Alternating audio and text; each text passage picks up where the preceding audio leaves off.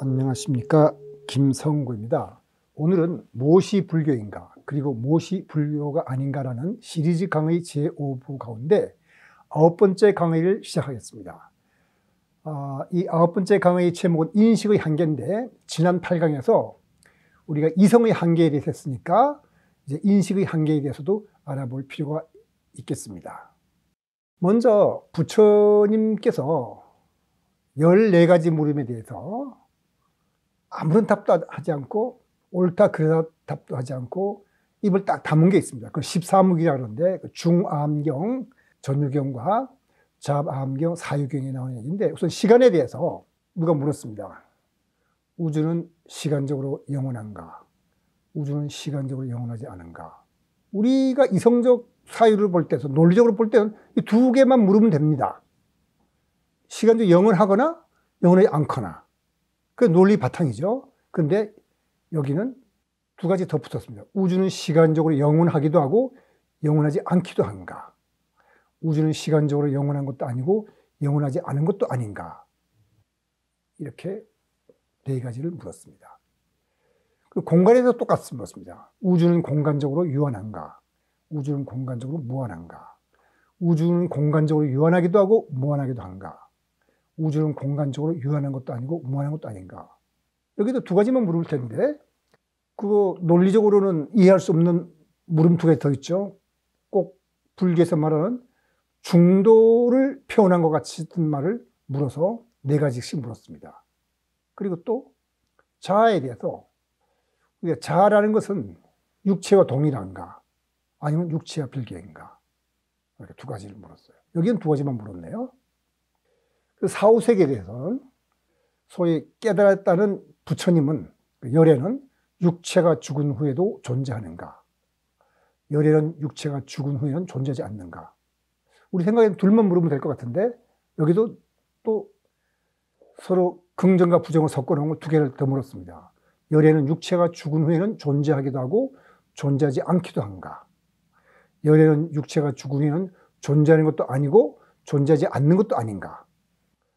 이 14개의 질문 중 공간에 관한 것은 독일의 철학자 칸트도 논리적으로 분석하고 이율배반이 있음을 증명했습니다. 다시 말해서 공간이 유한하다 그래도 문제가 있고 무한하다 문제 있고, 또 시간에 대해서도 그렇게 논리적으로 분석했습니다. 그리고 칸트는 소위 단일체, 우리가 지금 원자라 그러는 것은 사실 단일체가 아니죠. 그게 아니고 정말 다른 걸로 구성되어 있지 않은 단일체가 있어서 그것들이 모여서 물질을 구성하는가 하고 물었을 때 칸트는 거기에도 이율배반이 있음을 증명을 했습니다. 근데 부처님 대답 안 했거든요. 왜 대답하지 않았는가에 대해서. 적어도 이 불교 집안에서는 보통 이런 말을 합니다. 이런 형이사학적 질문은 깨달음의 길을 가는 데는 아무런 도움이 되지 않아서 부처님이 대답하지 않는다고 설했습니다. 실제로 불경에, 전유경에 그런 말이 나옵니다. 급한 거를 해야지 이런 건 급하지도 않은 걸 왜 묻느냐 해서 대답하지 않는다는데, 꼭 그것만은 아닙니다. 쌍유따 니까야 33번째 품 그 이시다타의 경에 보면은 14무계에 나오는 물음과 같은 견해는 오늘 자아로 여기지 않으면 생겨나지 않는다고 합니다. 색, 수상, 행시, 오늘 자기로 여기는 사람만이 이런 질문하는 것이지, 이런 걸 벗어난 사람은 이런 생각이 않는다고 그러거든요. 그러니까 여기에는 어떤 단순하게 형이상학적인 질문이기 때문에 대답하시는 게 아니라 어떤 심오한 이유가 있다고 우리가 봐야겠죠. 오늘 자아로 여기지 않으면 14무계에 나오는 질문과 같은 견해가 나오지 않는 것은 두 가지로 이해할 수 있습니다. 하나는 우리 언어와 개념이 우리가 인식하는 세상, 소위 고전역학적으로 기술하는 세상을 우리가 움벨트라고 그때 말씀드렸는데, 그 움벨트를 기술하는 데 적합하게 만들어졌기 때문에 그 바깥에 있는 어떤 것에 대해서는 말로 표현하는 데 한계가 있다는 뜻이고, 다른 하나는 진리는 양자 현상처럼 이율배반적인 속성이 있어서 직관에서 있을 뿐 분석적이고 논리적인 사유로는 진리에 도달할 수 없다는 뜻으로 우리가 해석할 수 있습니다. 예를 들어서 우리가 지금 관찰했기 때문에 이중성을 소립자가 파동이기도 하고 입자기도 하다 그러지만은 그 관찰하기 전에는 소립자가 그런 성질을 가지리라고 생각하지 않았겠죠. 그 다음에 또 중첩도 마찬가지인데 우리가 전기 스위치가 꺼져 있기도 하고 켜져 있기도 하다는 것은 우리가 이성적으로는 생각할 수 없습니다. 근데 양전성은 그렇게 나타나거든요. 그래서 진리는 이런 이율배반적인 속성이 있어서 그냥 직관하는 거지. 아, 이런 거다 하신 거지. 그걸 언어로 표시할 수는 없다. 이렇게 우리가 해석할 수 있겠습니다. 그리고 선성들도 사구백비를 말하고 물리학자들도 비슷한 말을 합니다. 어떻게 하는지 볼까요? 우리나라 어떤 사찰의 일주문에 이 문을 들어서는 순간 아르마리를 내려놓아라. 이 아르마리라는 것은 소위 분별지로서 옳고 그름을 분별하는 지혜니까 이성적 사유를 말하는 거죠. 이성적 사유를 내려놓으라니까 뭐 어떻게 하라는 거냐. 그것은 우리가 그 선성들이 그 일화를 보면은 제자들하고 대화하는 거 이런 게 많습니다. 이렇다고 해도 틀렸다 그러고 그거 아니래도 틀렸다 그래요. 다 틀렸다 그러는 거예요. 그래서 이걸 조금 더 넓히면 사구백비로 말해도 다 틀렸다 하고 일체의 분별을 떠나 진리를 직관하라고 막대기를 딱 칩니다. 선성들이. 그 사구란 것은 뭐냐면 이런 겁니다. 하나의 개념 또는 대립되는 개념을 기준으로 현상을 판별한 네 가지 논리 형식을 말합니다. 여기서 그러니까 유와 무를 기준으로 말할 수도 있고 이다 아니다를 기준으로 말할 수 있는데 저는 유와 무를 기준으로 말씀드릴게요. 그 A이다. 그러니까 A가 있다는 뜻이죠. 그것은 이제 긍정하는 거죠. A가 아니다. 그럼 무거죠. 그 A가 없다. 부정하는 거고 긍정 종합이라는 것은 있기도 하면서 없기도 하다. 하고 그 다음에 부정 종합이라는 것은 없기도 하고 아닌 것이 아닌 것도 아니다. 여기서 유와 무를 기준으로 해서 말했는데 C와 B를 기준으로 하면 그렇게 되죠. A이다. 긍정한 거죠. A가 아니다. A이면서 A가 아니다. A도 아니고 A 아닌 것도 아니다. 이렇게 네 가지를 논리 형식을 말합니다. 사구 그 백비란 네 가지면 충분할 텐데 백비란 말은 사실은 그 말로 표현한 것을 많이 늘려보자는 뜻에서 말한 건데 기본 사고에 다시 사고가 있어서 4, 4, 16이고 이 16에 또 나타난 것과 나타나지 않은 것이 있어 그 32가지라고 그러고 또 과거, 현재, 미래가 있으니까 96개고 거기다 기본 사고를 합치면 100이 된다는 말은 우리 그대로 따라할 필요 없죠. 그냥 여러 가지로 다 말할 수 있는 거 다 100가지를 말하더라도 다 그게 진리를 나타낼 수 없다. 그러니까 말로는 그런 뜻이겠습니다.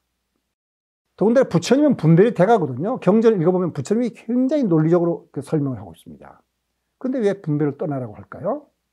분별을 하지 말라는 것은 이성의 한계가 있음을 지적하는 말입니다. 그러니까 이성적 사유로는 끝까지 갈 때까지 가긴 하되 끝까지 가더라도 그 바깥에 또 뭐 딴 것이 있다는 뜻이죠. 그래서 그 분별을 하실 때까지 한 다음에 이성의 한계를 깨닫고 그 다음에는 진리를 직관하는 것이 불교의 가르침입니다. 그게 바로 신행적 이치거든요. 그럼 이성의 한계가 있음을 어떻게 알 수 있을까요? 하나는 자연현상을 관찰하거나 마음을 관하는 것이고 다른 하나는 수학적 증명입니다. 이성의 한계는 제가 지난 강의에서 괴델의 불완전 정리를 말씀드렸으니까 됐는데 이번에는 물리학자가 한 말을 이렇게 소개하겠습니다. 드브로이라는 물리학자는 이렇게 말했습니다. 인간 정신이 약간 모호하게 틀을 지은 개념들은 실제와 대체를 말한다. 그러니까 정확하게 말하지 않고 조금 틀리게 말하면은 딱 맞지는 않지만은 비슷하게 맞는데 아주 정확하게 말하려고 설명하다 보면은 아주 그냥 실제하고 멀어진다는 뜻이죠. 그러니까 진리는 정확하게 말로 표현할 수 없다는 그런 뜻이죠. 그리고 양자의 과학의 철학적 기반을 마련한 부활은 진리성과 명료성은 상호적으로 같은 말이에요. 진리성이란 말은 진실이고 명료성이란 건 그걸 명확하게 표현하는 것이죠. 명확하게 표현을 하려고 그러면 진리가 멀어지는 거죠. 조금 애매하게 하면 딱 맞지 않지만 비슷하게 맞다. 이런 뜻입니다. 그러니까 미시세계 양자 현상에 대해서는 드브로이와 보어가 한 말은 진실입니다. 그러니까 사물의 실상은 언어로 정확히 표현 없다는 그런 뜻이 될 텐데, 이 드포와 드보레이가 한 말을 어떤 물리학적 원리로 나타낼 수 있어요. 그게 바로 불확정성 원리와 상보성 원리인데, 이 둘은 상당히 비슷한 원리인데, 상보성 원리는 불확정성 원리를 좀 더 일반화시키고 거기에다 철학적 의미를 부여한 것이라고 보면 되겠습니다. 그러니까 상보성 원리를 제청한 보아는 상보성 원리를 가리켜서 동양의 음양서를 물리학적 원리라고 표현한 것이라고 본인이 그렇게 말했습니다. 그러니까 인간은 보통 존재, 비존재, 정신, 물질, 주와 객, 음과 양, 그 다음에 진리와 거짓, 이런 식으로 이분법적으로 사물을 보고 이것들이 대립적이라고 생각하지만 보아는 그렇게 생각하지 않았습니다. 상보성 원리에 있는 상보성이란 말은 서로 돕는다는 뜻으로 음과 양이 서로 상극이 아니라 서로 조화를 이루어서 만물을 생성하고 우주의 질서를 만드는 그런 뜻에서 나온 말입니다. 그러니까 불확정성 원리가 인식의 한계를 강조하는 뜻이 강한 반면 상보성 원리는 음양의 조화를 강조하는 면이 강한데, 또한 상보성은 이중성과 같은 뜻입니다. 이중성이 사물이 입자, 파동과 같이 논리적으로 양력이 앞선 두 가지 성질을 가진다는 것을 가리키는 말이라면, 상보성은 논리적으로 양립할 수 없는 두 가지 성질이 서로 조화를 이루어서 이 우주를, 운행 질서를 설명할 수 있다, 이런 뜻입니다. 같은 말인데 다르게 표현한 거죠. 더군다나 보아는 양자역학에 대한 그 공으로서 귀족의 자기를 받거든요. 그래서 보아는 이분법적으로 나눌 때 필연적으로 갖게 되는 대립되는 두 가지 개념을 음양 중 하나만으로는 사물의 본질을 설명할 수 없고, 음양의 조화가 우주의 운행 원리라고 보고서 자기가 귀족의 자기를 받을 때 그 귀족의 문장, 가문의 문장을 그 옆에 보이는 그림처럼 태극으로 가문의 문장을 삼았습니다. 그러니까 논리적으로 양립할 수 없는 두 가지 개념이 함께 있어야만 이 사물을 제대로 설명할 수 있다, 이런 것이죠. 이제 그러면 상보성 원리를 한번 알아보도록 하죠. 물리학에서 물리적 대상을 말할 때는 물리량을 측정함으로써 그 물리적 대상을 기술합니다. 돌멩이를 예를 들면 제가 여러 번 말씀드린 것이라면 크기, 무게, 색깔, 모양 등으로 돌멩이를 기술합니다. 이게 바로 돌멩이의 물리량이죠. 그리고 그 물리량이 돌멩이인 겁니다. 그래서 보통 우리는 뭐라고 생각하냐면 이 물리량이 우리가 알고 있는 어떤 물리적 대상이라고 같은 거라 보고 있는 거죠. 물리적 실제가 있기 때문에 그런 물리량을 보았다고 보는 거죠. 근데 보통의 인간은 자연을 그대로 직관하지 못하고 자연 현상을 분석하고 분별해서 이해하기 때문에 자연을 기술하기 위해서는 몇 가지 기본적인 물리량을 필요합니다. 딱 하늘을 코끼리를 딱 보고, 코끼리 하는 게 아니라 다리를 보고, 몸통을 보고, 꼬리를 보고, 머리를 보고, 그걸 합쳐서 코끼리를 만드는 거예요. 그러다 보니까 그런 기본적인 물리량을 몇 개로 나누죠. 코끼리라면은 코, 머리, 몸통, 다리, 꼬리 하면 5개면 되겠네요. 그러니까 보통 그 N개라고 하죠. X1, X2, XN개로 물리량으로 가지고 우리가 사물을 기술하는 겁니다. 근데 기본적인 물리량이 주어지기만 하면은 고전역학이든 양자역학이든 간에 반드시 이 기본적인 물리량에 대응해서 또 다른 똑같은 개수의 물리량이 하나 더 만들어져 자동적으로 결정됩니다. 예를 들면 X들이 위치를 말하면, 공간을 말하면 X좌표, Y좌표, Z좌표, X, Y, Z가 필요하죠. 그걸 X1, X2, X2라고 부른다면 거기에 대응해서 P1, P2, P3 해가지고, 그러니까 X방향으로의 속도, Y방향의 속도, Z방향의 속도. 일반적으로 이런 게 많이 있으니까 N개라고 한다면 기본적인 물리량 N과 똑같은 개수의 어떤 물리량이 N개가 P라고 부르면 물리량이 결정이 돼요. 근데 고전역학에서는 기본적인 물리량이 도입되면은 이 X들이 만족시키는 운동 방정식을 풀 수 있거든요. 풀면은 물리량을 완전히 기술하게 돼요. 그리고 이 X를 품으로써 자동적으로 대응하는 물리량 P1, P2가 간단히 유지가 돼요. 그러니까 X만 알면 다 되는 거예요. 고전 물리학에서는 다 풀어서 알 수 있으니까. 그래서 아까 말씀드린 대로 X들을 고전역학에서 우리가 위치라 부른다면 P들은 뭐 속도나 운동량이라고 하는데, 근데 양자역학에서는 그렇게 되지 않아요. 불확정 소리 때문이죠. 양자역학에서는 P1, P2, Pn도 X1, X2, X1과 같이 똑같은 기본적인 물리량이 돼요. X들을 정확하게 결정하게 되면 P들의 불확정도 커지는 거예요. 그러니까 다시 말해 위치를 정확하게 결정하게 되면 속도가 엉뚱하게 값이 되는 거죠. 그래서 적당하게 위치를 좀 애매하게 정하고, 그러면 속도도 딱 맞진 않지만 비슷하게 맞아 들어가는. 그래서 그 델타를 붙인 것은, 델타는 딴 뜻이 아니라 위치의 불확정도, 그 다음에 P란 말은 운동량의 불확정도. 운동량이란 말이 익숙하지 않은 분들은 그냥 속도라고 그러면 되겠습니다. 속도의 불확정도. 그래서 불확정도 두 개를 곱하면은 그 2분의 h바라는 어떤 값보다 크다 나오는 것이 이게 불확정성 원리예요. 그러니까 측정에서는 반드시 불확정도가 따르게 말입니다. 그러니까 아까 쓴 대로 델타 수 곱하기 델타 P가 어떤 값 h바보다 크다고 했으니까 델타가 커지면 속도의 불확정도가 작아지고, 그 말은 작다는 말은 그걸 정확하게 측정한다는 거죠. 불확정도가 작다는 말은. 그러니까 어느 한쪽을 정확하게 측정하면 다른 한쪽의 불확정 무한대로 커지기 때문에, 그러니까 정확하다는 말이면 델타 값이 0이라는 뜻이죠. 델타 X가 0이라는 말은 뭐냐? 위치를 아주 정확하게 딱 맞았다는 얘기죠. 그러면 이때는 속도가 불확정도 어마어마하게 커져가지고 그냥 갑자기 무한대의 속도로 팍 튀어나가 버리니까 내가 정한 위치에서 이놈이 튀어나가서 어디 가버렸어요. 그러니까 우리가 자연을 기술하려면은 위치와 속도 둘 다 정확하게 알 수 없고 둘 다 좀 애매하게 적당하게 한쪽에 너무 튀어서 도망치지 않게 적당한 불확정도를 가지고 기술할 수밖에 없습니다. 이게 바로 양자역학의 가장 기본적인 원리가 되는 불확정성 원리죠. 물리량 X들을 물리 현상을 나타내는 상태로 취하면 P는 뭐냐면 이 상태에 대해서 벗어나는 작용으로 나타나게 됩니다. 그래서 X들을 상태라고 부른다면 P들은 상태에서 벗어난 작용이 돼요.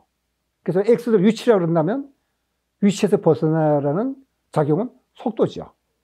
근데 무다 하면 뭐가 있다 없다 해서 무다 그럼 정해버리면 무에서 벗어나는 작용이 생기게 됩니다.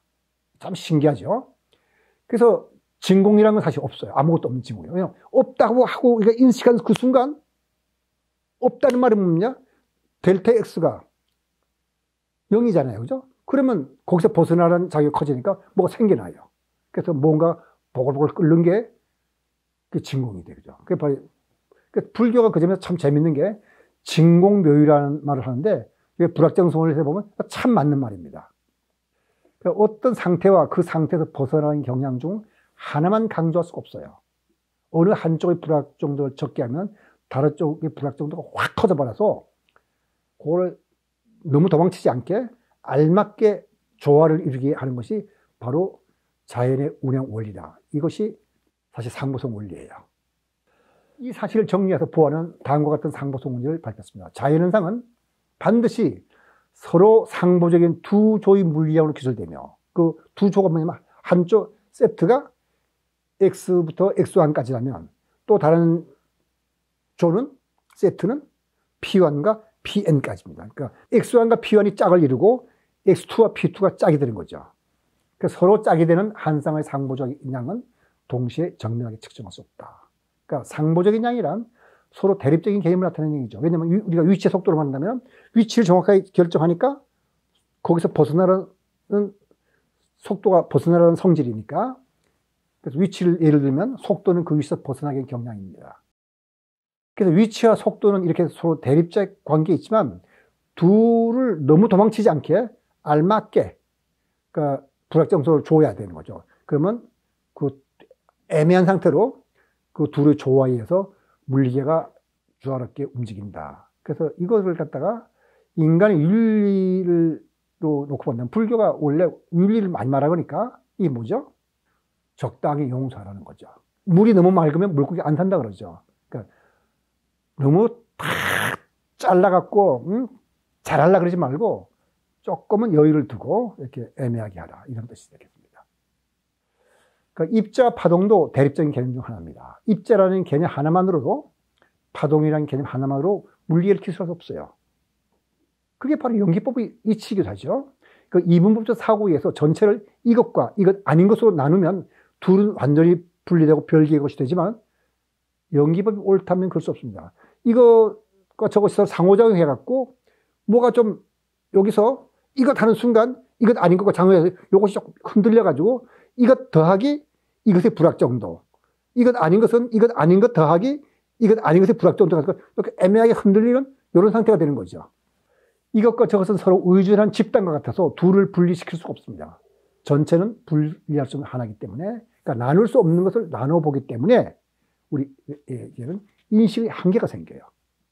그 양자를 킨 것 같은 현상이 아니더라도 양자 역학은 원리적으로 관찰 대상과 관찰자를 분리시켜 생각할 수 없다고 말합니다. 그럼 정신과 물질은 어떨까요? 우리는 지금 윤회를 보는 거잖아요. 사실 그걸 바탕으로 해서 우리가 믿음의 토대가 뭔지를 좀 보는 거거든요. 물리학에서 정신을 논하는 것에 대해서는 논란이 있지만 정신과 물질을 나눌 수 없다고 주장한 물리학도 있습니다. 하이젠버그는 뭐라 하냐면 이 세계를 주체와 객체, 내부 세계와 외부 세계, 육체와 영혼으로 나누는 것은 더 이상 적절히 없다. 그 둘의 합친 전체로 봐야 된다는 뜻이죠. 이건 제가 지난번에도 말씀드렸는데 보충한다는 뜻에서 한 번 더 말할게요. It would be the most satisfactory of all if physics and psyche could be seen as a complementary aspect of the same reality. 그러니까 물리적인 것과 정신적인 것을 같은 실제의 상보적인 측면으로 보면 참 만족스러울 것이다. 같은 말이죠, 사실은. 그래, 불확정성 원리와 상보성 원리가 말하는 그 인식의 한계입니다. 그러니까 아까 X가 N개라고 그랬죠. P도 N개예요. 우리가 2N개의 물리량이 있잖아요. 그 중에 둘 다 할 수 없어요. 반드시 하나 애매하니까 정확하게 알려면 그 중에 반만 알 수 있어요. N개의 짝들 동시에 정밀하게 측정 없거든요. 그러니까 2N개의 물리량 중에서 N개만 정밀하게 측정할 수 있어요. 그게 뭐죠? 우리가 알고 싶은 건 2N개이긴 하지만은 그건 불가능하고 그저 반만 정밀하게 알 수 있다는 겁니다. 바로 인식의 한계를 말하는 거죠. 그래서 우리는 불확정성 원리나 상보성 원리가 허락하는 한도 내에서만 물리량을 정확하게 결정할 수 있습니다. 그러니까 사물을 분석하고 분별하면 이런 인식 한계가 따르게 마련인데 하이젠버그와 파울리가 말한 바 같이 사물을 정신과 물질로 나눠보는 것도 우리 인식의 한계 속은 것일 수가 있겠습니다. 그러니까 하이젠버그와 파울리가 정말 진리를 말했는지 아니었는지는 아직 우리가 잘 모르겠지만은 그래서 이 사람들이 양자를 바탕으로 생각해 보니까 그런 말을 했으니까 우리가 들어보면 그럴듯하니까 일단 이 사람들의 말이 그럴듯하다고 본다면은 정신과 물질을 나눠보는 것도 문제가 있다. 이런 상태를 생각해야 돼요. 그러면 두뇌 상태가 마음이라는 과학적 믿음에서 벗어나서 보다 열린 마음으로 사물을 바라볼 필요가 있습니다. 다시 말해서 정신과 물질을 나눠보지 않는다면 그럼 우리 운벨트에서 벗어날 때는 우리 운벨트는 지금 우리가 고전역학으로 만든 이 세상 요걸 말하고 과학적 믿음으로 지금 딱 잡았는데 요 바깥에 보면은 인식의 한계와 이성의 한계를 벗어나서 굉장히 무한히 넓은 세상이 열릴 겁니다. 그래서 우리가 지금 윤회를 강의하면서 나온 중간 과정이기 때문에 윤회를 믿는 사람들은 그 사람의 생활 태도라든가 정신 상태가 그렇지 않은 사람과는 전혀 다르게 전개되고 발전돼 갈 겁니다. 그리고 이제는 우리가 지난 시간에 이성의 한계, 오늘 인식의 한계에 대해서 말했으니까 우리가 지식의 한계에 대해서 한번 살펴보도록 하죠. 그거 다음 10번째 강의에서는 지식의 한계에 대해서 살펴볼 예정입니다. 오늘 강의 여기서 마치도록 하겠습니다.